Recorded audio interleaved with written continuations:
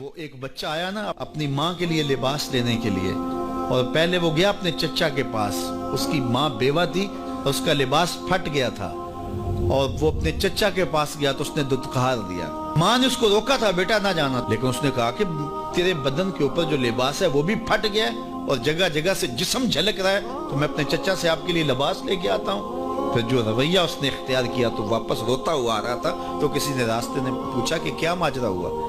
اس نے کہا چچا کے پاس گیا تھا ماں کے لیے لباس لینے، اس نے رلا کے بھیج دیا۔ اللہ اکبر۔ تو اس نے کہا کہ جا سین حرم میں محمد نام کا ایک شخص بیٹھا ہوا ہے، اگر تو اپنا دکھڑا اس کے سامنے پیش کرے تو وہ امید ہے تمہیں رد نہیں کریں گے، لیکن سن لے ان کا دین کوئی اور ہے۔ اللہ اکبر۔ اپنے ماں کے پاس آیا تو ماں کو کہا کہ چچا نے رلا کے بھیج دیا، لیکن آپ کی حالت مجھ سے دیکھی نہیں جا رہی۔ بچہ ابھی شعور کی منزلوں میں قدم رکھ رہا تھا، پہلے بہت چھوٹا تھا، اب اس کے اندر ایک جذبات تھے بچے کے اندر۔ تو ماں نے کہا کہ بیٹا نہیں، ان کے پاس نہیں جانا، سنا ہے کہ جو ان سے ملے دین دھرم چھین لیتے ہیں اس کا۔ اللہ اکبر۔ تو حضور علیہ الصلوۃ والسلام کے پاس جانے سے ماں روکنے لگی، لیکن بچے نے کہا کہ امی میں پکا رہوں گا، بتوں کا وفادار رہوں گا، تم اس ٹینشن کو، اس پریشانی کو چھوڑ دو۔ اور حضور کی خدمت میں حاضر ہوا۔ حضور صحن حرم میں چادر اوڑے بیٹھے ہوئے تھے، اور جا کے کہنے لگا میں پہلے بات آپ سے کر لیتا ہوں، آپ کا دین میں نے قبول نہیں کرنا۔ حضور مسکرا کے بولے بیٹا بتاؤ کس لیے آئے ہو؟ کہا میری ماں بے لباس ہے، میں آپ سے لباس لینے آیا ہوں۔ حضور نے چادر رحمت اتار کے اس کے کندھوں پہ ڈالا۔ اللہ اکبر۔ وہ واپس آ گیا اور ماں پر حضور کی چادر اڑائی۔ اللہ اکبر۔ اور ماں نے کہا کہ بیٹے اس نے اپنا دین تو نہیں تجھے دیا؟ کہا نہ، میں نے پہلے کہہ دیا تھا تیرے دین نہیں مانوں گا۔ ماں کہنے لگی پتر اس کا دین ماننا چاہیے، یہ جس نے رحمت کی چادر ہمارے سر پہ تار دی۔ اللہ اکبر۔ تیری تک کے ادامہ میں مرید ہو گئے۔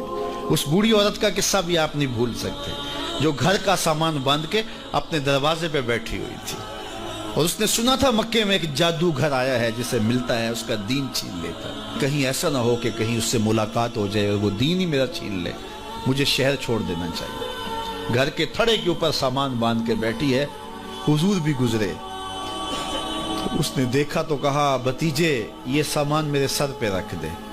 حضور نے سامان اٹھایا، دیکھا تو بوجھل تھا، وزنی تھا، اور بڑھیا کو دیکھا تو کمزور تھی، تو کہا کہ بڑھیا اگر چاہو تو جہاں چاہتی ہو میں خود نہ چھوڑا۔ اس نے کہا اس سے بڑی مہربانی کیا ہوگی؟ حضور نے سامان اٹھایا ہوا ہے اور بڑھیا سے باتیں بھی کرتے جا رہے ہیں۔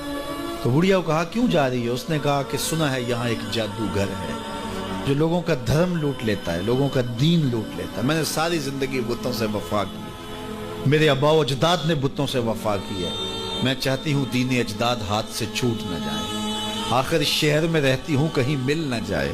خیر حضور نے کچھ نہیں کہا، اس کا سامان نہیں پھینک دیا کہ ٹھیک ہے تم پھر جاؤ۔ سامان اس کا اٹھایا اور جہاں تک اس نے جانا تھا سامان پہنچایا، سامان سپرد کر کے واپس پلٹنے لگے۔ تو اس نے کہا بچے اپنا نام تو بتا دے، لوگ کہیں گے کہ مکہ چھوڑ آئی ہو تو بتاؤں گی ایک جادوگر کے دکھ سے چھوڑ آئی ہوں، تو وہ کتنا برا بھلا کہیں گے شہر مکہ کو کہ جس مکہ سے لوگ نقل مکانی کرنے پہ مجبور ہو گئے۔ تو میں انہیں یہ بھی بتاؤں گی کہ جس مکے میں جادوگر رہتا ہے اتنا اچھا نوجوان بھی رہتا ہے، تو تیرا نام لیا کروں گی، تیرے قصیدے پڑھا کروں گی۔ تو حضور علیہ السلام مسکرا پڑے، کہا بڑھیا جس جادوگر سے بھاگ کے آئی ہے وہ تیرے سامنے کھڑا ہے۔ اس نے کہا سچ سے آپ ہی محمد ہیں؟ حضور نے فرمایا نام میرا یہی ہے۔ تو اس نے کہا پھر آپ کا جادو میرے پہ چل گیا ہے۔ اللہ اکبر۔ تیری تک کے ادامہ میں مرید ہو گئے، لوگوں کی خدمت کریں، بوڑھوں کے کام آئیں، دکھیوں کے کام آئیں، مصیبت زدہ کے کام آئیں۔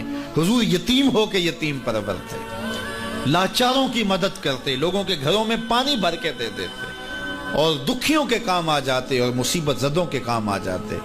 تو حضور سے پیار کرنے والوں، امت میں آپس میں حسد نہ پھیلاؤ، بغض نہ کرو، نفرتوں کے پہاڑ کھڑے نہ کرو، ایک دوسرے سے پیار کرو، جڑو، امت وحدہ بنے، اور اپنے ماحول